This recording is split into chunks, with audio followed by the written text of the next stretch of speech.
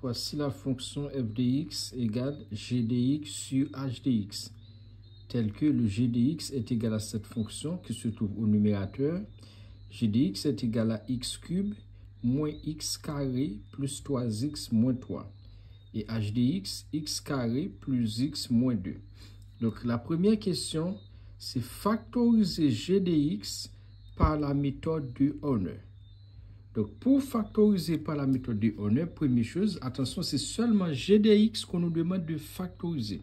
G de x, c'est la partie au numérateur, c'est-à-dire en dessus.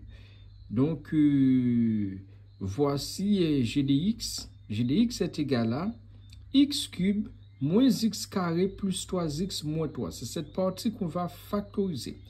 Donc, il y a plusieurs méthodes de factorisation.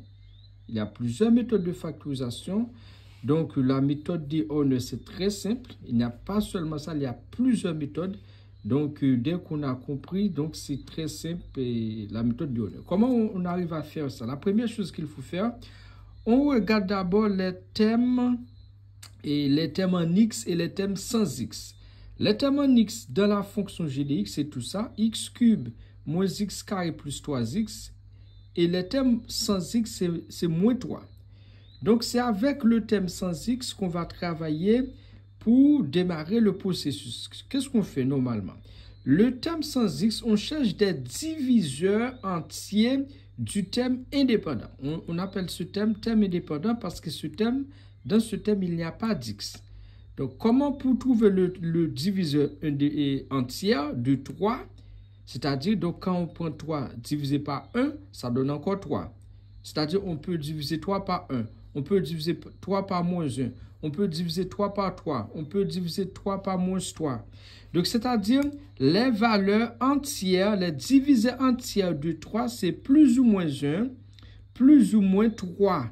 C'est ça, ce sont des diviseurs de 3. Là, on a 4 valeurs. On a plus 1, moins 1, plus 3, moins 3. Pourquoi on cherche des diviseurs entiers des thèmes pour le thème indépendant? Donc, c'est parce que avec les diviseurs entiers, on va remplacer les valeurs dans la fonction. Ce qui annule la fonction, c'est ça, c'est cette valeur-là qu'on va considérer. Annule, ça veut dire quoi? Quand je prends mon 1, je remplace tous les thèmes en x par 1.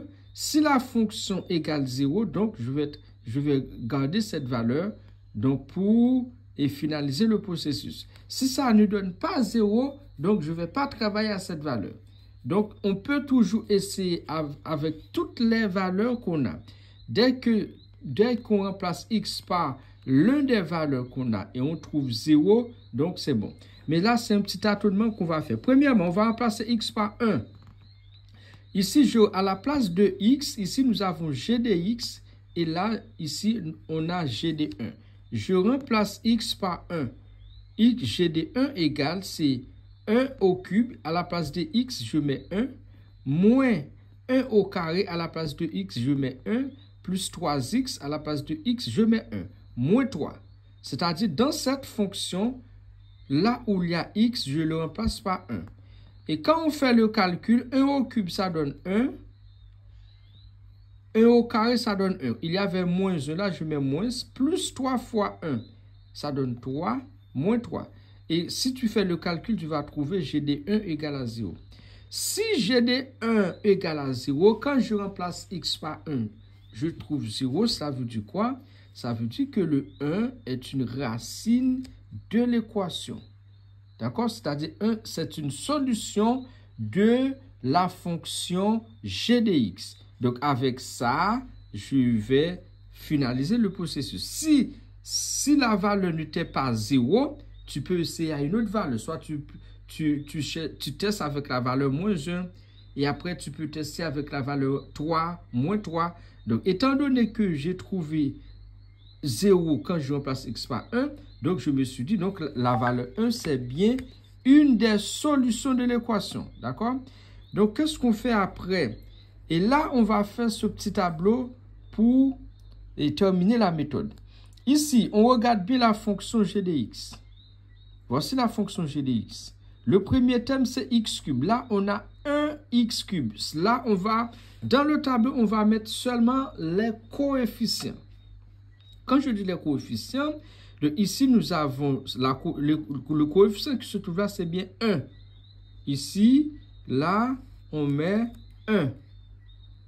D'accord? Si ce n'est pas écrit, c'est-à-dire le 1 est là, mais il est sous-entendu. Là, on a 1x cube.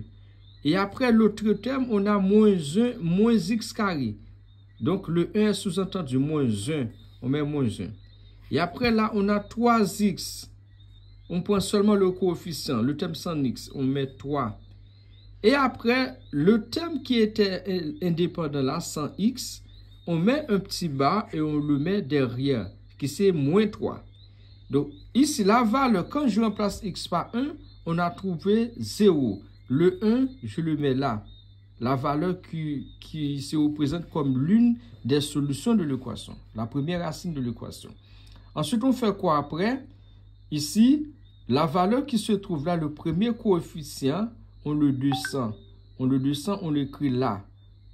Et après, on va continuer. On fait 1 fois 1. Ça donne 1. On met le résultat là. D'accord? On fait ça fois ça. Le résultat, on le met là. Ça donne 1. Et après, on fait l'addition de ces deux termes-là. Moins 1 plus 1, ça donne 0. Je mets 0 ici. Et le 0 qui se trouve là, je prends ce nombre-là et je le multiplie par 1 qui est là. 0 fois 1, ça donne 0. Et le résultat, je le mets là. Et après, je fais l'addition. 3 plus 0, ça donne 3. Et je continue. Je fais la même chose. Le nombre qui est là, je le multiplie par 1 encore. 3 fois 1, ça donne 3. Et le 3, je le mets là. Et après, je fais l'addition. Moins 3 plus 3, ça donne 0. Dès que le nombre que tu mets là, tu l'additionnes avec le terme indépendant, tu trouves 0, ça veut dire c'est bon, il n'y a pas d'erreur. Tu n'as pas fait d'erreur. Donc, on fait quoi après? Donc, ici, on écrit la fonction g de x. Voici la fonction, c'était x cube. Moins x carré plus 3x moins 2 égale. Là, je mets facteur. X moins la valeur qui est là. C'était 1, je mets x moins 1. Là, je ferme la parenthèse. Et ici, on met encore parenthèse. Ici, et comme la fonction g de x, le premier terme, c'était x à la puissance cube. Et là, on va écrire une autre fonction. Voici les coefficients des autres fonctions que je dois écrire. Mais le premier terme là, c'est le coefficient du terme en x carré. Parce que la fonction, c'était x cube. Et là, ce que vous avez écrit là, ce sont des fonctions en termes x carré. Ici, tout là, c'est x cube. Et là, ce sera x carré. Ici, on a un x carré. C'est pour ça que je mets x carré. Plus 0x, le terme qu'il y a, c'est le coefficient du terme en x. Et ça, c'est pour la constante. 0x. 0 fois x, ça donne 0. Donc, je ne l'ai pas écrit. Donc, parce que ça donne 0. Et après, la constante, je mets 3. Donc, voici la factorisation de la fonction. Donc, x cube moins x carré plus 3x moins 3 est égal à ça comme factorisation. C'est quoi? C'est bien x moins 1 facteur de x carré plus 3. Voici la solution de cette équation. Donc, si tu as des questions, n'hésite pas de me contacter. Voilà.